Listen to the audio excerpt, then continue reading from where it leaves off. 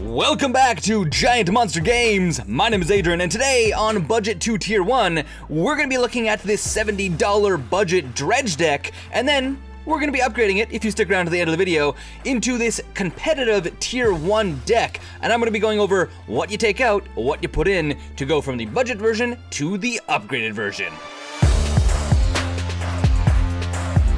We have Stinkweed Imp, Golgari Thug, and Dark Blast as our primary Dredge cards. By the way, if you don't know what Dredge is a replacement effect where instead of drawing a card, you may instead dredge a card out of your graveyard back to your hand by putting cards from the top of your library into your graveyard. So, Stinkweed Imp, Golgari Thug, Dark Blast, getting us there, doing dredging for us, because we want to get cards into our graveyard. We also have Shrellcorn, which is helping us get cards into our graveyard, because that is a huge part of the deck. Get stuff to our graveyard, do stuff with our graveyard. Now, our next two cards, Narcomoeba and Creeping Chill, are really taking advantage of the dredge mechanic itself, because both Narcomoeba and Creeping Chill, if they are put into our graveyard from our library, they get to do something specific. In the case of Narcomoeba, it gets to return from our graveyard to play, and Creeping Chill, it just gets to Lightning Helix your opponent for 3 damage and you gain 3 life for free, and it's not counterable, it's not interactable, it's just a awesome, terrifyingly amazing new tool that Dredge has got to become very, very scary.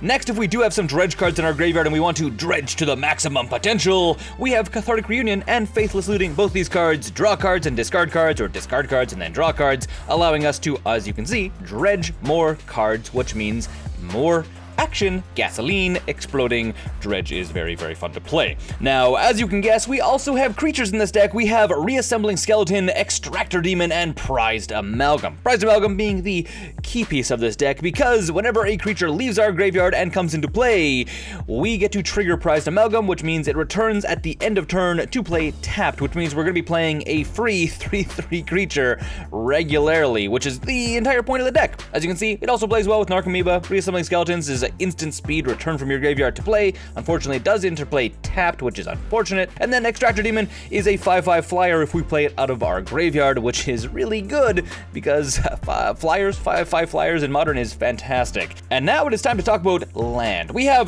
Darkmoor Salvage, Dragonskull Summit as our 2 special lands. Darkmoor Salvage, as you can see, is also a dredge card, which is why we're playing it. And then for our basic land package, we have mountains and swamps because we need them because we are a budget deck. Quickly now, let's talk about the sideboard if you want to take this out to an F&M. I'm not going to go into any detail because you can figure out what most of these things are for. Ancient Grudge, dealing artifacts. Dark Blast, destroying creatures and dredging if we need it. Duress, taking out cards from our opponent's hand that may be problematic. Storm, wink wink. Lightning Axe, dealing with large creatures, and because we get to discard cards is really, really good. Nature's Claim, again, dealing with artifacts and enchantments because they are some of our most pain-in-the-butt things. And then Tormod's Crypt because we also want to hit on our opponent's graveyard in the Modern meta right now. And that is the entire deck. If you want to pick this deck up in paper, or any deck on the channel for that matter, go over to Flipside Gaming, use promo code GiantMonsterGames to get 10% off your online purchase. Or if you want to buy this deck on MTGO, there's a link below to Card Hoarder where you can quickly pick up this entire deck fast and easy. Also, both of these help out the channel directly, so I can keep making videos just like this for you guys.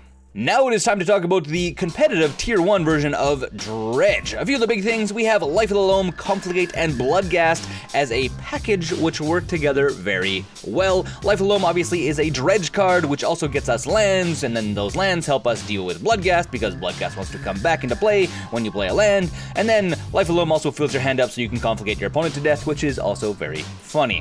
The rest of the actual upgrades are all mana-based. We have Bloodstained Mire and Blood Crypt, Wooded Foothills and Stomping Grounds, Blackcleave Cliffs and Copperline Gorge, and then Gemstone Mines. Now, I did mention we were going to talk about exactly what you upgrade if you're going to upgrade this deck, so let's do that now. To start out with, Bloodghast is a strictly better version of Reassembling Skeletons. It is faster and easier to trigger than Reassembling Skeletons, so that is an immediate upgrade. Next, we have Confligate and Life of the Loam. I recommend these as a package that you put them in together. You could sneak a little bit here, a little bit there, but really you want to be putting these in as a group together. You're going to be taking out Dark Blast, Extractor Demons, and Golgari Thugs, as you can see on screen here. And then mana-based upgrades, Stomping Grounds and Wooded Foothills. You can take out some mountains and swamps, not surprising. Putting in Blood Crypt and Bloodstained Mire, you can take out the Dragonskull Summit. And then Blackcleave Cliffs and Copperline Gorge, again, mountains and swamps can come out, and then the finale. You can put in 2 gemstone mines and take out a Dakmor salvage and a mountain. I like 1 and 1 in that case. And voila, that is the entire deck, going from a budget version to the not so budget competitive version. If you like this video, leave a like, leave a comment, subscribe to the channel, and thank you to all the Patreon supporters for directly supporting the channel. You guys make videos like this possible, so thank you a million times over.